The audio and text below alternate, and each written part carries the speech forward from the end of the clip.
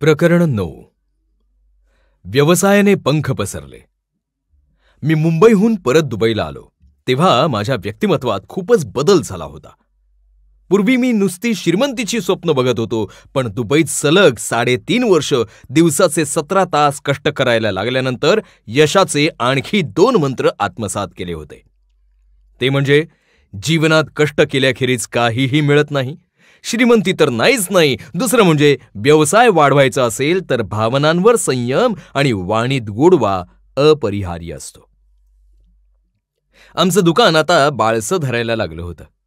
मालाचा दर्जा चांगला असल्याने मुद्दाम जाहिरात करण्याची गरज भासत नव्हती. विशेषतः विविध समुदायांना गरजेच्या अनेक वस्तू केवळ आमच्या दुकानात एकाच ठिकाणी मिळत असल्याने ग्राहक परस्परांना त्याची माहिती देत होते. या मौखिक प्रसिद्धीचा बराच फायदा होऊन ग्राहकांची संख्या वाढायला लागली आणि उत्पन्नात वाढ झाली. बाबा आता मला दर महिन्याला काही रक्कम पगार म्हणून द्यायला लागले. त्यांनी दुकानाच्या वरच एक 3 BHK फ्लॅट भाड्याने घेतला. आता आम्ही नीचे दुकान ऊपर मकान असे व्यावसायिक झालो. या 5 खोल्यांमधल्या 2 खोल्या बाबांनी भाड्याने दिल्या. तेवढीच वाढीव उत्पन्नाची सोय झाली. दुकानात इतर कामांना नोकर ठेवणे इतकी परिस्थिती सुधारल्याने माझीही इयत्ता सुधारली. मोठे खरेदी विक्री व्यवहार शिकावेत असं मला आता वाटायला लागलं. अरबी आणि इंग्रजी बोलायला लागलो. माझ्यापुढे एक मोठी समस्या होती, ती भाषेची. दुबईत येऊन 4 वर्ष झाली तरी मी तिथली स्थानिक अरबी भाषा शिकलो नव्हतो. दुकानात येणाऱ्या बहुतेक ग्राहकांशी हिंदीत माझा संवाद व्हायचा. स्थानिक लोक दुकानात आले की अरबीतून विचारणा करायचे, तेव्हा माझी तारंबळ उडायची. माझं इंग्रजीही फारसं काही चांगलं नव्हतं. हे लक्षात आल्यावर काही ग्राहक मुद्दाम माझ्याशी इंग्रजीतून बोलून रुबाब झाडायचे. मी आपला yes sir, no sir, thank you असे जुजबी शब्द पेरत जमेल तसं उत्तर द्यायचो. माझा हा भाषेचा न्यूनगंड एका अरबी ग्राहकाने दूर केला. एक दिवस एक स्थानिक माणूस दुकानात येऊन मला अरबीतून काही विचारायला लागला. मला त्याचं बोलणं समजत नसल्याने मी मख्खपणे उभा होतो. मिनिटाभरात त्या माणसाच्या लक्षात आलं की मला त्याची भाषा समजत नाही. त्याला हवी होती ती वस्तू त्यानं खुणेनं दाखवली आणि नंतर मनगट उभं धरून दुसऱ्या हातानं मध्यावर थाप मारली. माझी ट्यूब पेटली. त्याला ती वस्तू अर्धा किलोच हवी होती. मी अर्धा किलोचं पॅक त्याच्या हातात ठेवल्यावर तो हसत हसत निघून गेला. संवाद साधण्यासाठी प्रत्येक वेळी भाषेची गरज नसते. खुणांनी किंवा हावभावांनी तो साधतो हे माझ्या लक्षात आलं. त्याबरोबर हेही खरंच आहे की परक्या देशात प्रथम जाताना आपल्याला तिथली भाषा येण्याची गरज नसली तरी किमान 3 वर्षात तुम्ही स्थानिक भाषा शिकला नाहीत तर तिथल्या लोकांचा तुमच्याकडे बघण्याचा नूर पालटतो. प्रगतीच्या बऱ्याच संधी हुकतात. त्यामुळे मी लवकरच प्रयत्नपूर्वक अरबीतून बोलणं शिकून घेतलं. इंग्रजीची भीतीही मी अशीच दूर केली. कुशल प्रशिक्षकांच्या मार्गदर्शनाखाली 6 महिन्यांचा संभाषण वर्ग पूर्ण केल्यानंतर आत्मविश्वासाने इंग्रजी बोलणं मला जमायला लागलं. त्यानंतर मी दुकानात येणाऱ्या कोणत्याही ग्राहकाशी न अडखळता संवाद साधायला लागलो. बाबांनी दुकानाच्या वरच्या मजल्यावर फ्लॅट घेतल्याने 2 गोष्टी मला सुखावणाऱ्या घडल्या. माझा बिछाना गोडाऊनच्या कोपऱ्यातून स्वतंत्र खोलीत हलला आणि आईला दुबईला येणं शक्य झालं. बाबा दुबईला नोकरीसाठी आल्यानंतर आई कधीच इकडे येऊ शकली नव्हती. आता ती वर्षातून 3 वेळा येऊन 8-15 दिवस राहायला लागली. मला तब्बल 4 वर्षांनी आईच्या हातचं रुचकर जेवण खायला मिळालं. संजयचं मुंबईत अजूनही शिक्षण सुरूच असल्यानं आईला फार दिवस राहता येत नव्हतं. पण ती दुबईत असेपर्यंत 2 आठवडे माझी मात्र खाण्याची चंगळ असायची. आई मात्र माझ्या आवडीचे पदार्थ करून वाढायची. भागीदारीची डोकेदुखी. बाबांच्या मनात आता मोठं दुकान करण्याचा विचार सुरू झाला होता. त्यासाठी त्यांना अधिक भांडवलाची गरज होती. त्यांनी आफ्रिकेमध्ये राहणाऱ्या एका व्यापाऱ्याला भागीदारी देऊ केली. त्यानं केवळ भांडवल पुरवायचं आणि नफ्यातला वाटा घ्यायचा असं ठरलं. दुकान संपूर्णपणे बाबा चालवणार होते आणि तो माणूस मात्र सायलेंट पार्टनर राहणार होता. मला खरं तर ती कल्पना पटली नव्हती, पण मी बाबांपुढे बोलू शकत नव्हतो कारण ते दुकानाचे मालक होते. बाबांनी भागीदाराच्या भांडवलातून दुकानाचा विस्तार केला. 5 वर्षांपूर्वी सुरू केलेल्या छोटेखानी दुकानाचं रूपांतर आता एका मोठ्या स्टोअरमध्ये झालं. अल अदिल ट्रेडिंग कंपनीचं दुबईत एव्हाना चांगलं नाव झालं होतं आणि नियमित येणारे ग्राहकही वाढले होते. त्यामुळे हा विस्तार फायदेशीर ठरायला लागला. ते बघून त्या भागीदाराच्या मनात असूया निर्माण झाली. त्यानं ठरलेला करार न पाळता दुकानाच्या दैनंदिन कामकाजात ढवळाढवळ करायला सुरुवात केली. बाबा शब्दाला आणि तत्वाला महत्त्व देणारे असल्याने त्यांना हा हस्तक्षेप खपला नाही. साहजिकच दोघांचं भांडण झालं. दुकान मोठं करण्यासाठी बाबा सर्व भांडवल गुंतवून बसल्याने त्यांच्याकडे मोठी रक्कम नसणार हे ओळखून त्या धूर्त व्यापाऱ्याने बाबांना याच वेळी खिंडीत गाठलं आणि भागीदारी संपवण्यासाठी 2च पर्याय दिले. एकतर दुकान पूर्णपणे त्याच्या ताब्यात सुपूर्द करणं किंवा त्याचं भांडवल लगेच परत करणं. बाबांकडे खरं तर तेवढी रक्कम नव्हती, परंतु 5 वर्ष स्वतःचा आणि मुलाचा घाम गाळून रुजवलेलं रोपटं असं आयत्या पिठावर रेघोटा ओढणाऱ्यांच्या हातात सहजासहजी जाऊ देण्याची त्यांची तयारी नव्हती. त्यांनी पुन्हा एकदा मित्रांकडून उधार उसनवार केली, तसंच कर्जाऊ रक्कम घेतली आणि एकदाचा तो भागीदारीचा कटकटीचा व्यवहार संपवला. अंगावर कर्ज असलं तरी आता ते पूर्णपणे एकटे मालक झाले. बाबा धंद्यातून निवृत्त झाले. संजयचं शिक्षण पूर्ण झाल्यावर तोही आम्हाला मदत करण्यासाठी दुबईत आला. आम्ही तिघं जवळपास 3 वर्ष एकत्र होतो. बाबांच्या मार्गदर्शनाखाली संजयनेही व्यवसायातल्या खाचाखोचा शिकून घेतल्या. बाबांनी दुबईच्या अल्कोज औद्योगिक वसाहत क्रमांक 3 मध्ये सामानासाठी गोडाऊन घेतलं होतं. तिथे दुसरं दुकान सुरू केलं होतं. ही 2 दुकानं मुलांना चालवायला देऊन आपण भारतात निघून जावं असा विचार त्यांच्या मनात आला. तसंही त्यांचं निवृत्तीचं वय झालं होतं. हवाई दलामध्ये दाखल झाल्यापासून त्यांच्या पायाला भिंगरी लागली होती. आता त्यांना आईसोबत गावी शांतपणाने वास्तव्य करण्याची ओढ निर्माण झाली. पुन्हा मुलं करती झाली असल्यानं त्यांच्या लग्नाचं बघायचं होतं. आई एकटी किती धावपळ करणार. हा सगळा विचार करून बाबांनी अखेर दुकानाच्या कामकाजातून कायमची रजा घेतली आणि ते अकोल्याला जाऊन राहिले. कधी लाडकारंजा, कधी अकोला, तर कधी मुंबई असं त्यांचं वास्तव्य होऊ लागलं. अर्थात दुकानाचे मालक या अधिकाऱ्याने हिशोब तपासणी त्यांनी नेहमीच स्वतःच्या अखत्यारीत ठेवली.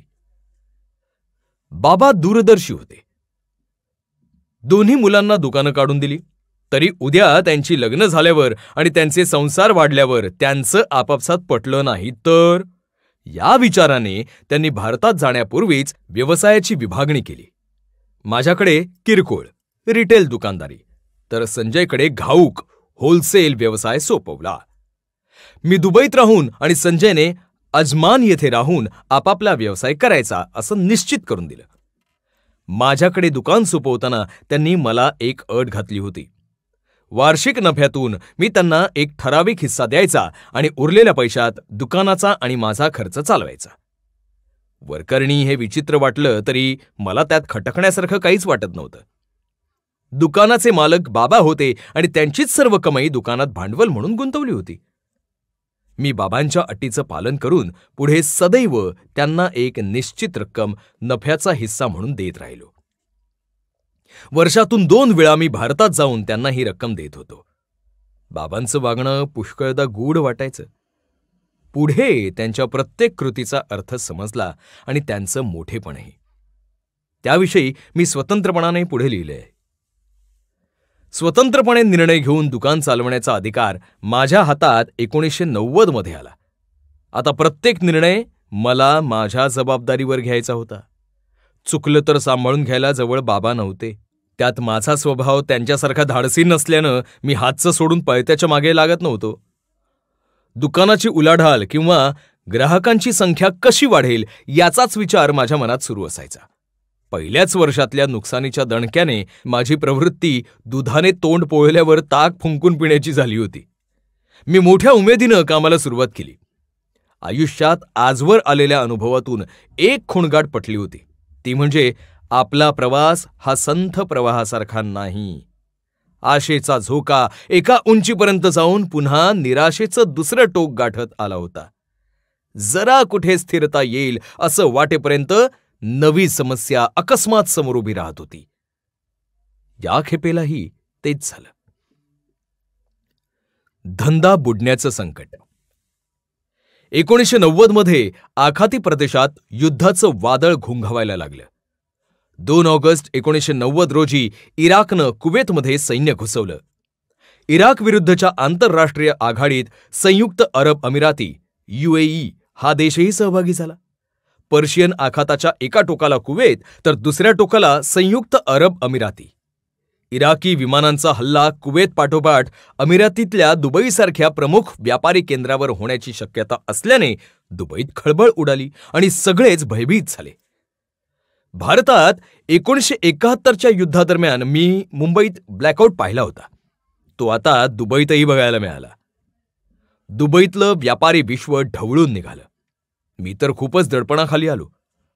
ऑगस्टपासून गणेशोत्सव, नवरात्र, दसरा, दिवाळी आणि नाताळ अशा मोठ्या सणांची मालिका असते. या काळात ग्राहकांची झुंबड उडते आणि मालाची मागणीही वाढते. त्यामुळे मी आमच्या गोडाऊन्समध्ये भरपूर माल भरला होता. त्यासाठी मोठी गुंतवणूक केली होती. दुबईवर हल्ला झाला असता तर नुसतं मालाचं नुकसानच नाही तर मीही धंद्यातून पूर्णपणे उठलो असतो.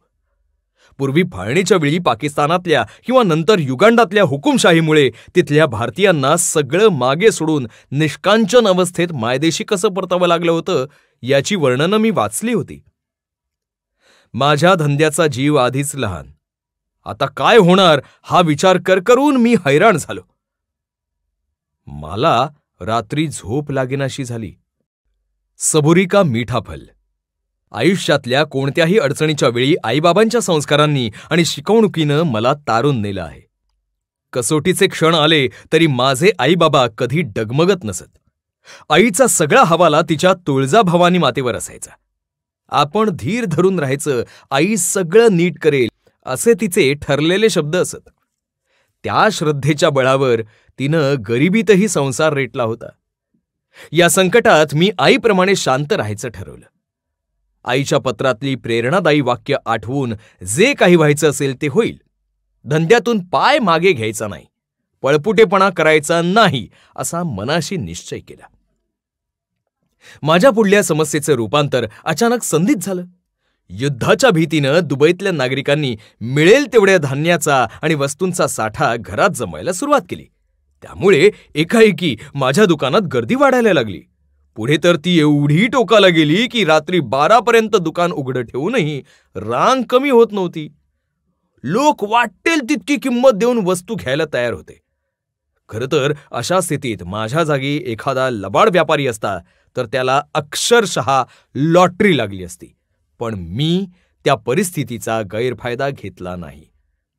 आपलं उखळ पांढरं करण्यासाठी मी साठेबाजीचा किंवा काळ्या बाजाराचा मार्ग पत्करला नाही.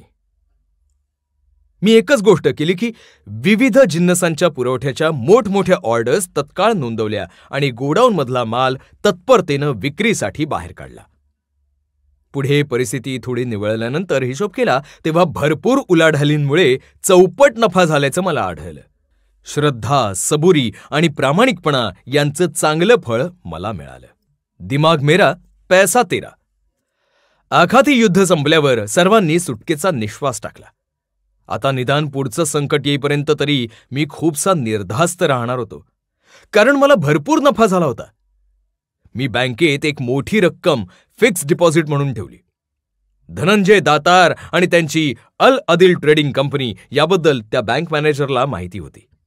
एक दिवस त्याने मला बोलावून विचारलं, दातार साहेब, तुम्ही मोठ्या रकमेची मुदत ठेव आमच्याकडे ठेवली आहे, पण त्यावर तुम्हाला कर्ज नको आहे का?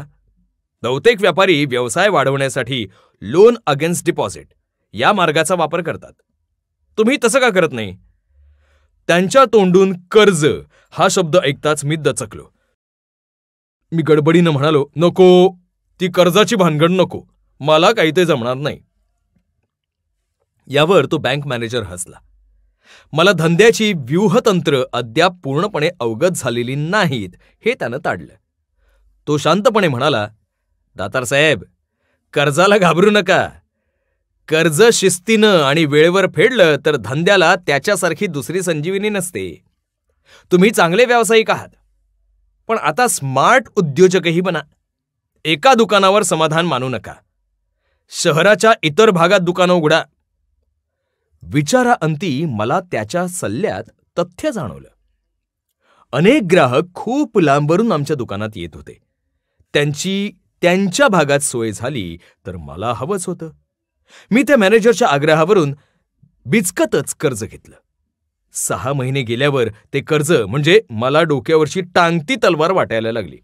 मी बँकेत गेलो आणि मॅनेजरला म्हणालो, माझ्याजवळ पैसे साठलेत, त्यातून मी तुमचं कर्ज एकरकमी फेडायला तयार आहे. त्यावर तो म्हणाला, कर्ज फेडण्यापेक्षा त्या रकमेत दुसरी जागा भाड्याने घ्या. मी लगेच उत्साहाने एक मोक्याची जागा शोधली. ती बघायला तो मॅनेजर आला होता. जागा बघताच तो म्हणाला, दातारसाहेब, इतक्या मोक्याच्या जागेवर तुम्ही लहानसं दुकान टाकणार? आणखी काही वर्षांनी तुम्हाला हे दुकान वाढवायचं झालं तर जागा मिळणार नाही. त्यापेक्षा आत्ताच शेजारची जागाही घेऊन टाका. कर्जाची काळजी करू नका. मी तसं केलं आणि अल अदिलचं दुसरं दुकान दुबईत सुरू झालं. तेही सुरुवातीपासून चांगलं चालायला लागलं, पण एकंदर कर्ज डोक्यावर ठेवून व्याजाच्या दडपणाखाली राहणं मला मानवणारं नव्हतं.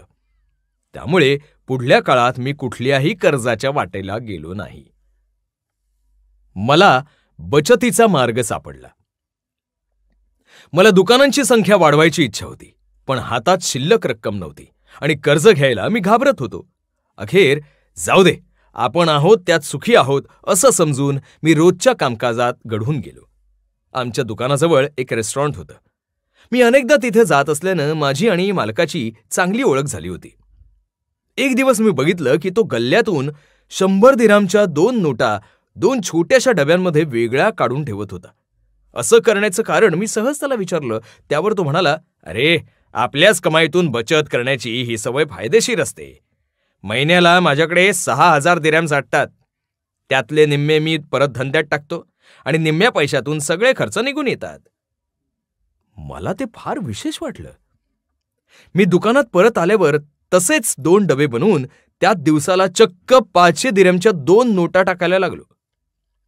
वर्षभरानं मोजले तर भारतीय चलनाच्या हिशोबात मी अंदाजे 25 लाख रुपये साठवले होते.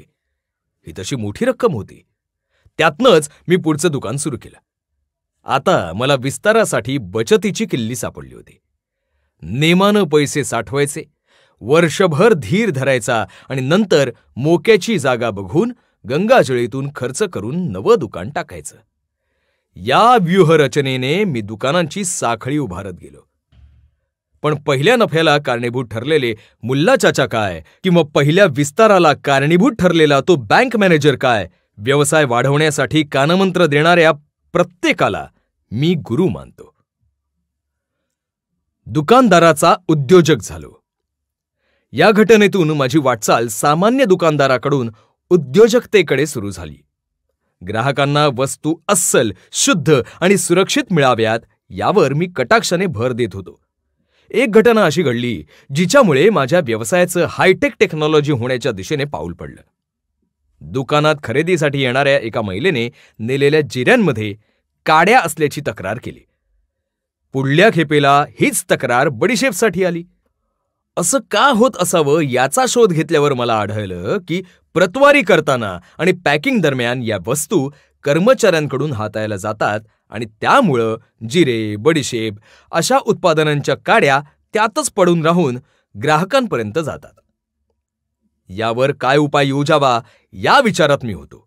त्यात सुमारास दुबईत दरवर्षी होणारं एक आंतरराष्ट्रीय खाद्य प्रदर्शन भरलं होतं.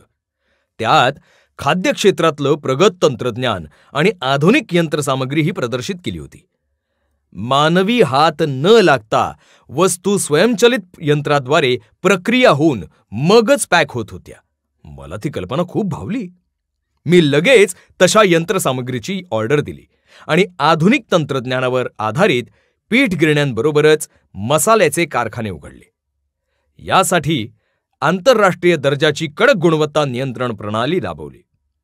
त्याचा फायदा म्हणजे किरकोळ ग्राहक संतुष्ट झालेच, परंतु आमच्या मालाची ख्याती दुबईतल्या कॉर्पोरेट जगतात पसरली.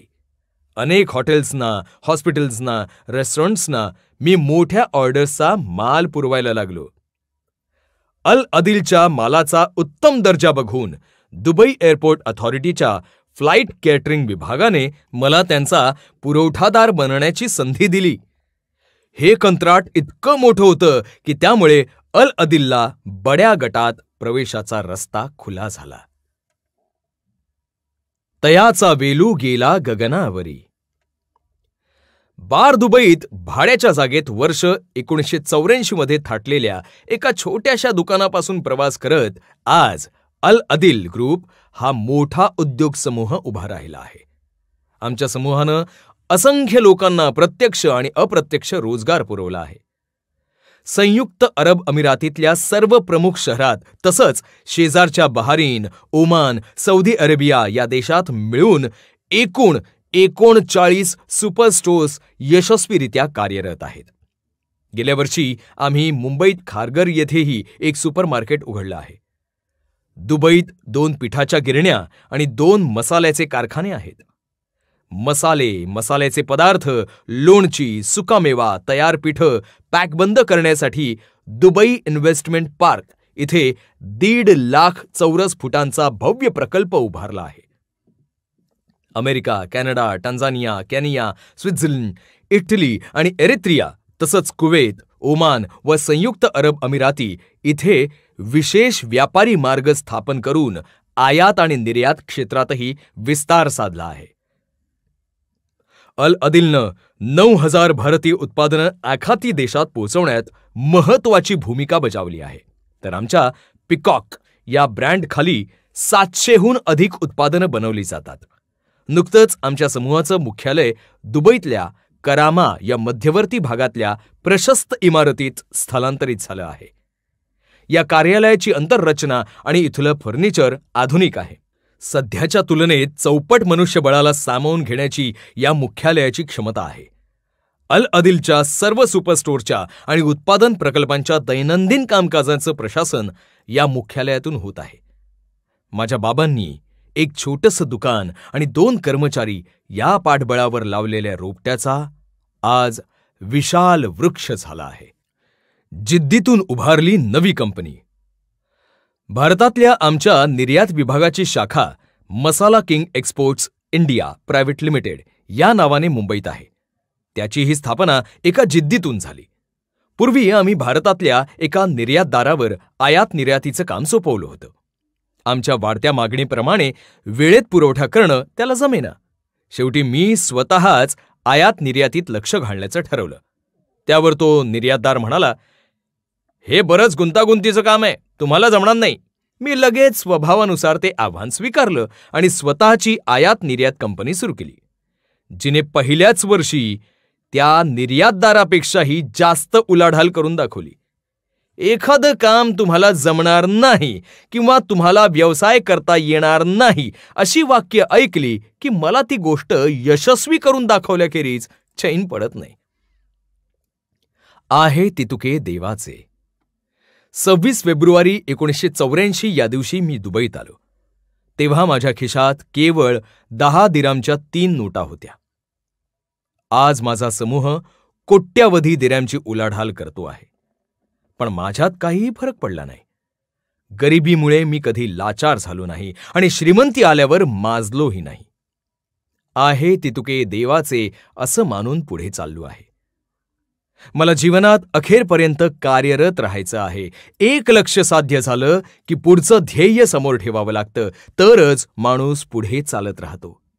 त्याप्रमाणे मला अल अदिल सुपर स्टोअर्सची साखळी जगभर विस्तारण्याची इच्छा आहे. रॉबर्ट फ्रॉस्टच्या कवितेत miles to go before I sleep या ओळीप्रमाणे चिरनिद्रेत जाण्यापूर्वी आनंदाने खूप वाटचाल